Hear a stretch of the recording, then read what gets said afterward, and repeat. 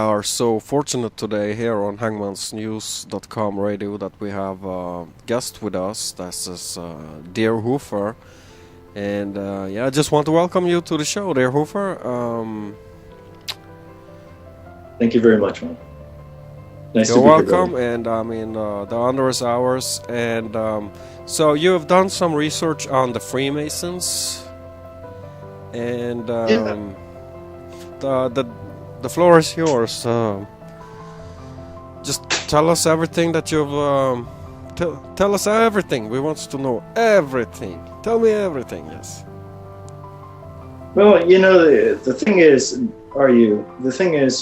the Freemasons. They're kind of a dark society. Not many people know what the Freemasons actually stand for or what they are.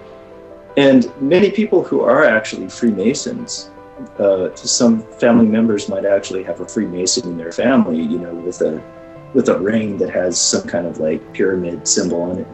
And those are just average Freemasons, and those are people who try to do good in the society. But there is a higher level to that Freemasonry that goes back historically. And it goes back actually to very, very so Albert Pike actually he was the founder of this whole movement, this whole Supreme Council, this 33rd degree, highest degree, by the way, of the Scottish Rites Freemasons. And the Scottish Rites were not the first, but Albert Pike was the sovereign grand commander, the Mother Supreme Council of the world during that time. And he had this idea about humans are not equal. There are some people that have the light, the Freemasonry light, and there are others that either they should be dead or they should be in the shadows. Here's one of his quotes. Quote, "Fictions are necessary to the people." Okay, when he says fictions, that means the truth is not reality. And how many times do you watch television? Think about television. Okay, so there's corporate control as well. He was a founder of this whole concept way back. Okay, so here we go. Fictions are necessary to the people, and the truth becomes deadly to those who are not strong enough to contemplate all of its brilliance.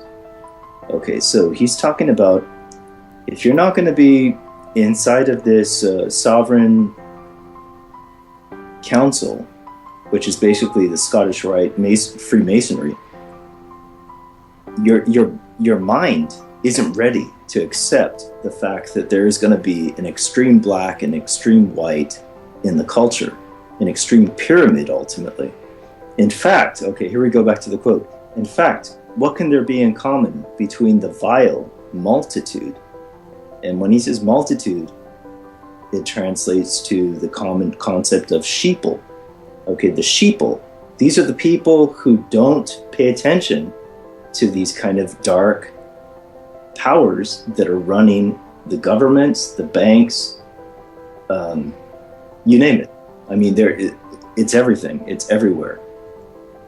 And it all started with Albert Pike, and it went back before that, many, many centuries. But he's at the peak. He's at the epicenter of this kind of social structure, social destructure.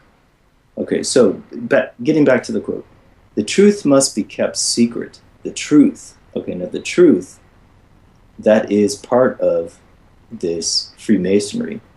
And the Freemasons have erected sculptures in Colorado recently, Denver, Colorado, second airport.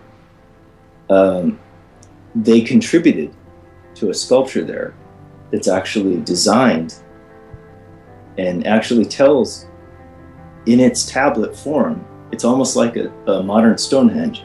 It says, depopulate the society. there are many, many other things there, but all of this goes back to Albert Pike. Okay, going back to the quote.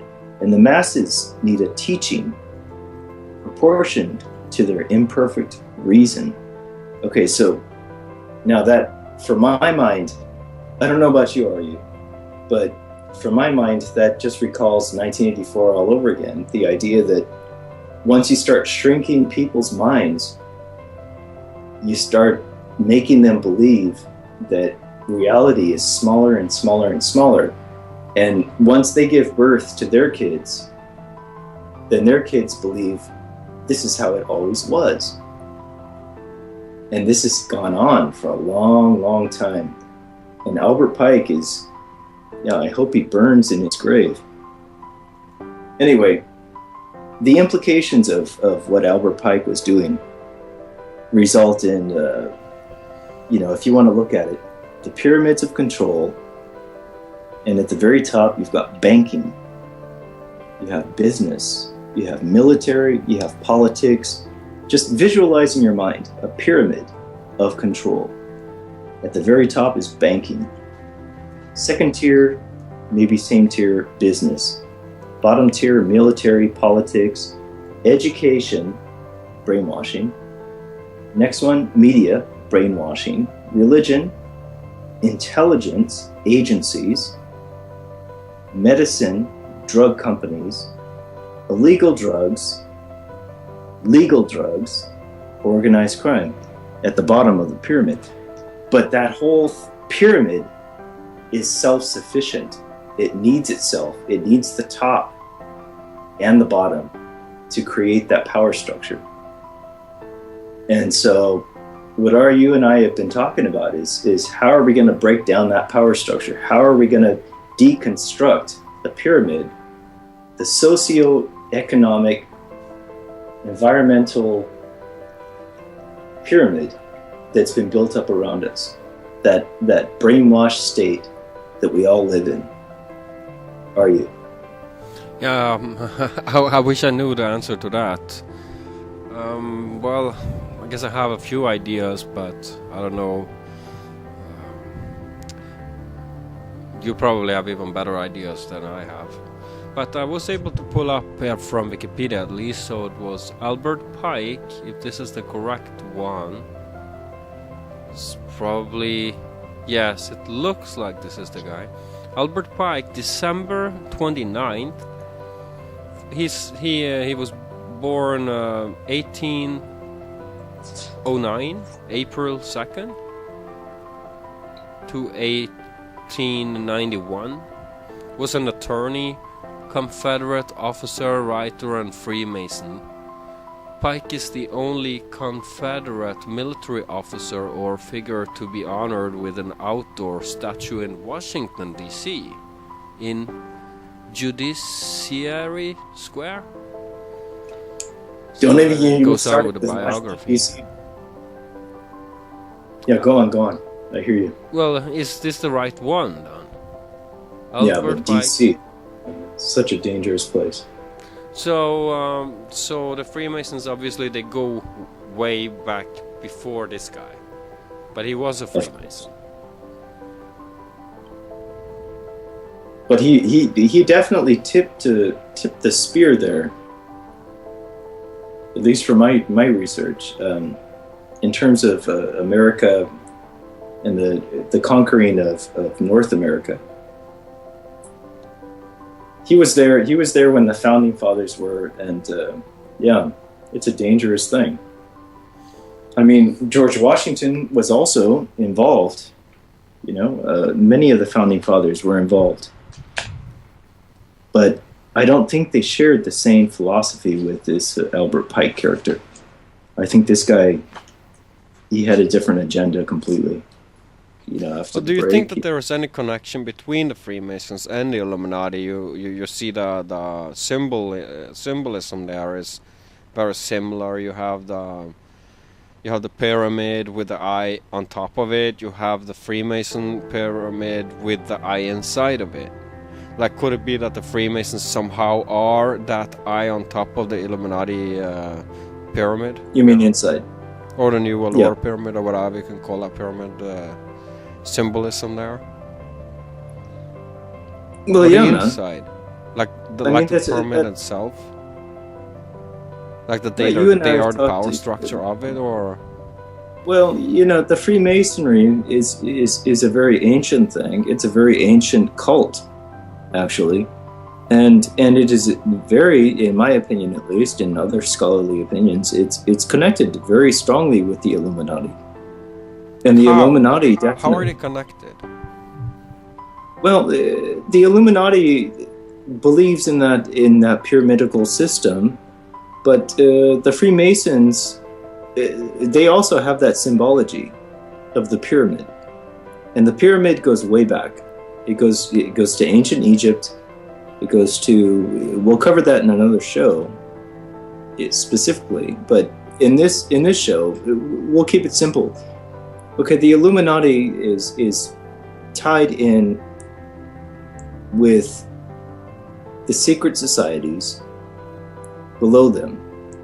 And below that is going to be like a Federal Reserve, banking institutions, money changers.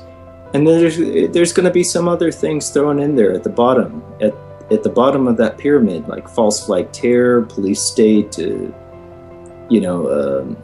war, police state orders, New World Order at the bottom of it. Because it's fundamentally, it's a pyramid. If you turn it upside down, the Illuminati is actually at the top, but actually they funnel everything that funnels through. So if you can picture a pyramid and you flip it upside down, you've got the Illuminati controlling every other society, every other people within that society. And if you flip it upside down, they are the filter that lets everything through. And it's a very, very tiny hole at the top of that pyramid, the people that are going to survive. That's my take on it. Interesting there from DeerHoofer, and I really hope that you will come back and do another show with us sometime in the near future. But if they know anything about Alex Jones, they should definitely listen to him. And if they know anything about Max Kaiser, same is true. Yeah, a lot of videos on Hangman's News channel on YouTube that is, long versions of Alex Jones show. So yeah, you know that already. You've been with us for a while. So okay, I guess that we will just schedule a new show. We should talk about Bill Gates' lecture on TED, February 2010. I remember that. And he's talking about how to get 0 to 0 ratio between humans and plants. Yeah. Okay, let me see what he said exactly, because I took notes, but looking back, I mean, this is crazy stuff, man. He's talking crazy. And my notes are not sufficient for what I want to say. Okay, well, what he talks about is, we'll just leave it at CO2.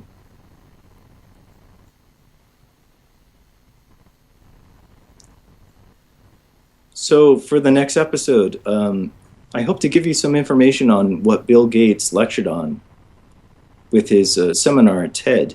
The news brought to you by Hangman's News.